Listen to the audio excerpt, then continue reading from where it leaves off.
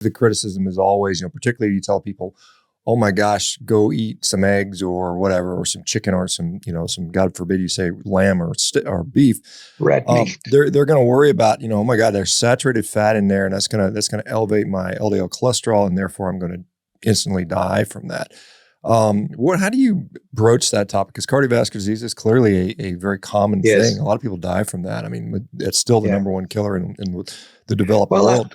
That's interesting, Shawn. That brings me to a story, really. So in the early days, in 2013, I was a very lonely low-carb GP, because in the UK, I think I was probably the only one. And if I went to clinical meetings, I was heckled and shouted at. Because people thought that what I did was dangerous. But those people did me a great favor, Shawn, because I started collecting careful data. So we had the continuity of care in the UK means that I look after people for decades. So I've got data, and we're well computerized as well. We have a lot of computer data.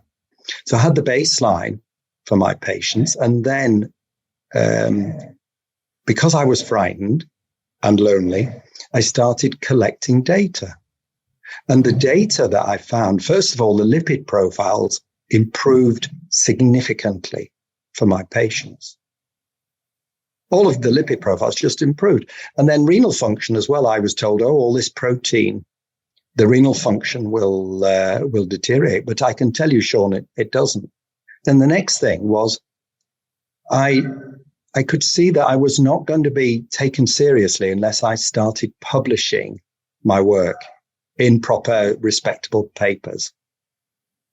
And so that I think I've now probably published about 14 or 15 papers. I've got another one coming. So it's interesting how your enemies do you such a service if you listen to them. Because I had people shouting. So I thought, well, how do I was wrong before, I could be wrong again. I collected data very carefully. I've got a wonderful database now going back 10 years, because from the very first, the first patients, there was 18 of them. I collected their data, and then I've got data on hundreds of patients now.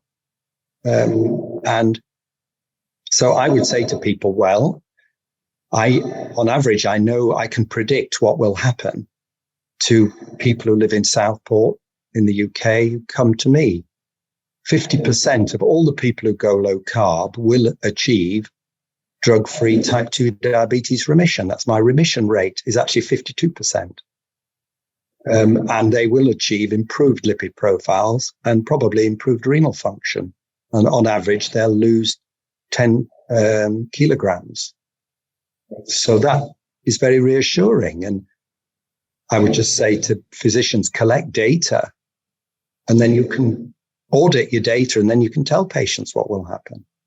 Yeah, I want to, because I know I saw the study you published, I don't know how long, maybe it might have been a year ago, on the renal function in diabetics. And so let's dig into that, because you're basically telling them to increase their protein and reduce sugar and starchy carbohydrates. And we often hear, hey, protein is going to be damaging to the kidneys, particularly if you already have chronic renal insufficiency, which I think some of your patients had, and you actually saw the opposite. Is that correct? I did. And I was fascinated really by this. So that paper was written with the help of a professor of nephrology from Liverpool University, and also a very senior dietitian. And we did two things.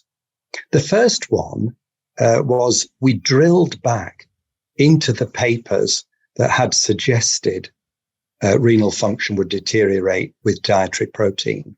And I was in for a surprise, Shawn, a big surprise. So I think the paper is by Brenner from about 1986 or 88. Mm-hmm. This was behind a paywall, and I think it cost me $30, but it was $30 very well spent. This paper has been cited hundreds of times. And as I read the paper, there was data on harbor seals, rats, guinea pigs, even vampire bats. But what they didn't have was data on humans.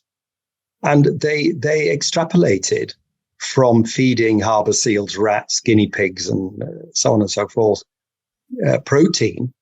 And really, humans are not the same as vampire bats or guinea pigs.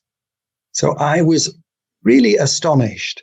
And so the professor of nephrology and the dietitian, we couldn't really see quite where there is reliable evidence, certainly for people with either normal renal function or moderately reduced renal function. So that was part of the paper. And anybody interested, all you've got to do is Google Unwin and renal function, and you can read my paper and all the references there. So that was part of it, was a review of the evidence. And then the next one, well, what does damage renal function? And in my opinion, it's sugar. It's sugar that damages renal function in many different ways, all of which I detail in the paper. And then there was our own, on top of that was then the audit of what happens if people go low carb for a period of years to their renal function.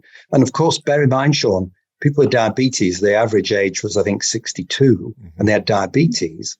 So the renal function should have deteriorated because at the end of the audit period, on average, they were 2 to 3 years older. But the renal function did exactly the opposite of what we expected. Instead of deteriorating with age and diabetes, it actually improved. So the p-values on what actually occurred were minute. So it was thought to be very significant. And that has given me confidence, really, to this protein renal business. Yeah, Stu Phillips' paper in 2018 also cited this Brenner hypothesis as being, there's no human data on that. It's a mouse model vampire. I didn't know vampire bats and that type of stuff. And you said you think sugar is causative in renal disease, or at least in some of that. Why do you think that is? What is the evidence that would point to that? Is there associational data? Is there mechanistic data that would support that? Right. So sugar does damage in all sorts of ways. One way that I think is of great interest is, I'm sure, Shawn, you've heard of the glycocalyx. Mm-hmm. This is the non-stick lining of our arteries.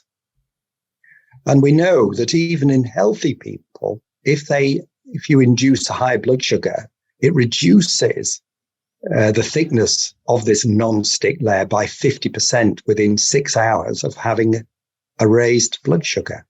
So that's one way in which a raised blood sugar, it actually damages arteries.